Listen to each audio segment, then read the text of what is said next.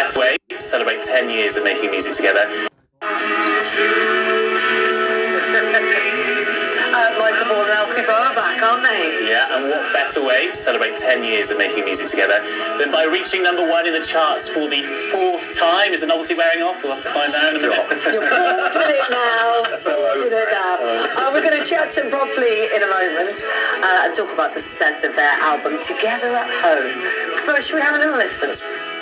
'Cause you could be so many people if you make that way to freedom. What have you done today to make you feel proud? Oh, yeah, you and me, we could ride on the star. If you stay with me, girl, we can rule the world. Yeah. Sorry, we're talking beards there. Michael and Alfie join us now, as you can see, in the studio. You're both sounding fabulous. I mean, almost, it feels like better than ever in a way. Thank you. Do you know, I sort of agree with that. Good. I think the sound that we make together has always been, I think, pretty special. But Yeah. we found this with practice in the studio, on stage. There's a real connection and blend with the Yeah. voices. It's only taken 10 years. 10 years? Does he still get on your nerves as much, Alfie, as he did when you first met him? Well, no. Oh. You look lovely today, mate. You told me I look like Rupert the Bear. Well, that jacket does. I mean, I think Stylish. It's got that plum burgundy that everyone's talking about this season, Michael. Look, for #1. Yeah. I mean, crikey. And you know, even in the 10 years we've been doing this, Yeah. the record industry has changed beyond all recognition. We chose to make this album ourselves and do it all ourselves, put the team together ourselves, and it's great to see that it's worked. But and there's an easy secret to it. Work really hard. Now, Paul was up very early listening to the album. He's normally in serious news. So it was fun for you this morning, wasn't it? Do you know what? I really enjoyed the album. It's like a warm bath, I describe it. It's just so comforting. And it has one of my absolute favourite tracks on it, Baker Street, which was on the first ever mixtape I had. When I was about 8 years old, I said to my brother, I want to know about music. Could he make me a mixtape? And he made me this old cassette tape, as they were in the day, and it had Baker Street on it. So for me, that is home, actually, that track. It just reminds me of home. It's just beautifully sung. How do you pick the songs for it? well, we come together with a list, with our own list, me and Michael. Prior to that, it's the idea, which was Alfie's. Here's the idea. Together at Home, which was inspiration. It was basically a celebration of what home means to you. Brilliant. Not necessarily the house you live in, but the people that are around you in your lives, your work colleagues, your brothers, your sisters, your parents, your friends. That's what makes home, for you. And that's at this time of year. That's what's in our minds, isn't it? What home means, and sometimes that can bring sadness for people that have lost people, or things have changed in their life. But also, there's a warmth in there, in that. Sort of, in what that means. It resonates. That as well. Music, connects you with home. Like Baker Street reminds you of home. Yeah, I think the tracks that you pick just really bring back memories for people, don't they? It really makes you think back to what you were doing at the time when that track first came out, and that's what's so comforting about it. Now, you two are always doing the same thing, right? You bring out albums together. Yeah. You're in Les Mis together. Yeah. You've written books. Yeah. Are any of you good at one thing that the other one's not any good at?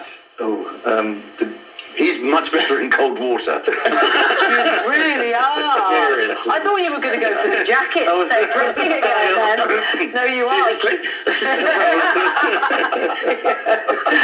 I mean, Les Mis, there's a spectacular coming, isn't there? Well, we started it already. Started it in Belfast earlier in the year. An arena spectacular. And I would say this, but it's brilliant. I've been there, he's been there 25 years or whatever, 15 years. Yeah. I've been there 40 years since it was created. No. Yeah, I was in the original cast. So to watch this show be recreated and represented in new ways, this arena tour is extraordinary. It just lends itself to that space, even though an arena is a huge environment. It just lends itself to that room. Yeah, it's so we're back there just after Christmas and then over New Year, Manchester and Newcastle. Then we go on and do our own arena tour. Yeah. Finish 5 days later, we join with Les Mis in Australia. Amazing. Yeah, it's a really exciting. I haven't seen you. Les Mis is my all-time favourite musical. I'm not sure I'm going to Australia. That's the problem. Come to Manchester. Manchester sounds good. Talking of Australia, though, are you glued to the jungle? No, I am obsessed with it. Good year. Yeah. A good It's a great year, isn't it? Who never heard of G.K. Barry, now utterly fixated on her? Yeah. I mean, a lot of young people had Michael. I'm afraid. Yes, they had. They? She was very big. In Jane that one. Moore, I recognise. We all know Jane. And it's been interesting, some of the conversations which both of you separately have talked about with mental health and mental wellness. And Daddy...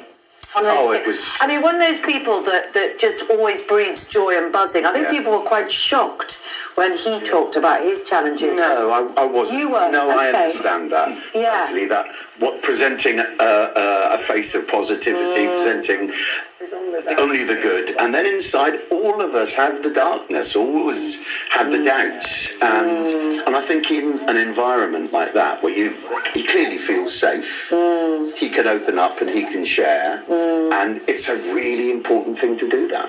And both of you have shared it, haven't you? And come through it. Yeah. I mean, it's an everyday thing. You deal with it all the time.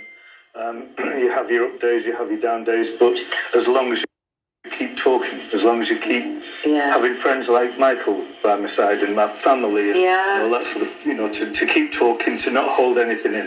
It's important. And the more you talk about it, the more you realise how everyone has suffered. And you help everyone doing it. Of course.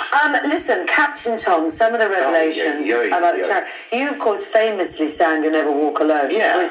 A very successful part of that whole campaign that captured all our imaginations. What were your reactions this week about some of the events and how the money's been used and all the profoundly disappointed, and if you take yourself back to what was happening during that time, I'm doing my radio show on Radio 2. Yeah. Just come back with COVID. We don't know what's going to occur. I hear about this story of him, get him on the radio.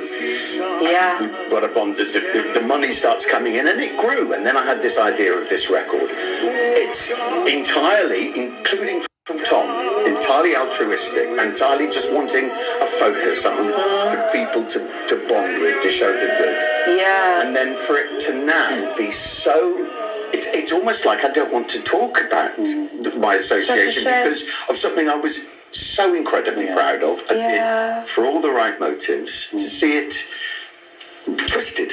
Yeah. Really, it's a real shame. Yeah, of course, the family say that they dispute the charity commission. They feel it's unfair, but it's left a dodgy taste in people's mouths. It has, it has, and